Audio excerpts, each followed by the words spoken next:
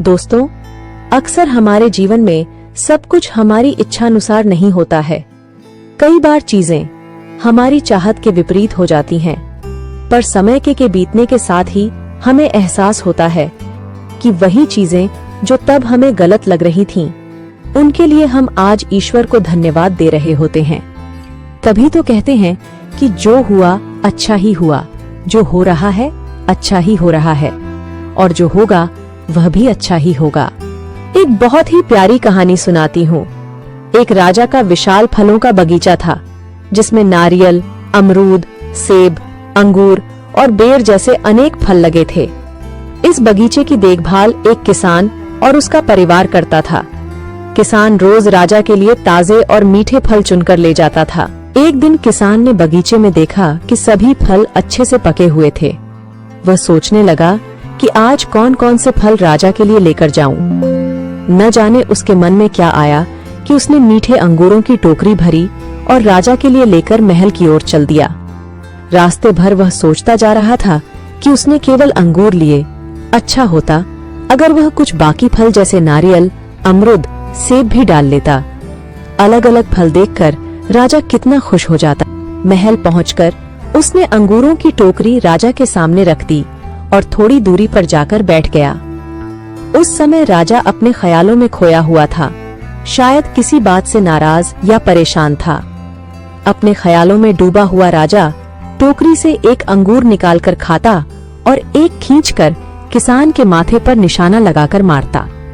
राजा द्वारा फेंका गया अंगूर किसान के माथे या शरीर पर लगता तो किसान कहता, ईश्वर बड़ा ही दयालु है। राजा फिर एक अंगूर किसान की तरफ फेंककर जोर से मारता और किसान फिर कहता, ईश्वर बड़ा ही दयालु है। राजा बार बार अंगूर फेंकता और किसान हर बार यही कहता, ईश्वर बड़ा ही दयालु है। थोड़ी देर बाद राजा को अपनी गलती का एहसास हुआ। उसने सोचा, मैं किसान के साथ कितना बुरा बर्ताव कर रहा हूँ और ये फिर भी ईश्वर को धन्यवाद कर रहा है।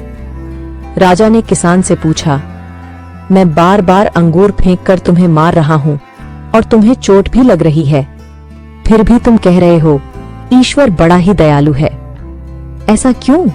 किसान ने बड़े भोलेपन से उत्तर दिया, महाराज, बागान में नारियल, अमरूद, सेब और बेर आदि सभी फल अच्छे से पके हुए थे और सब तैयार थे, पर मैं अंगूर लाया। मैं वह सारे फल भी ला सकता था, पर ईश्वर की कृपा से ही मुझे यह भान हुआ कि मुझे अंगूर ही ले जाने चाहिए। मैं ईश्वर का धन्यवाद देता हूँ, क्योंकि अगर मैं दूसरे फल लाता और आप इसी तरह जोर से मारते तो मेरा क्या हाल होता। सच में महाराज, ईश्वर बड़ा ही दयालु है।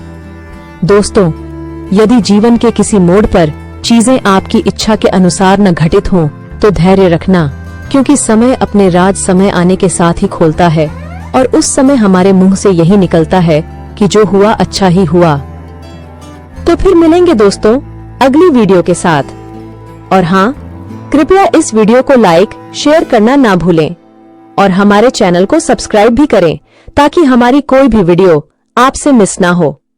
अपने विचार भी कमेंट में जरूर लिखें, ताकि हम और बेहतर कर सकें। धन्यवाद।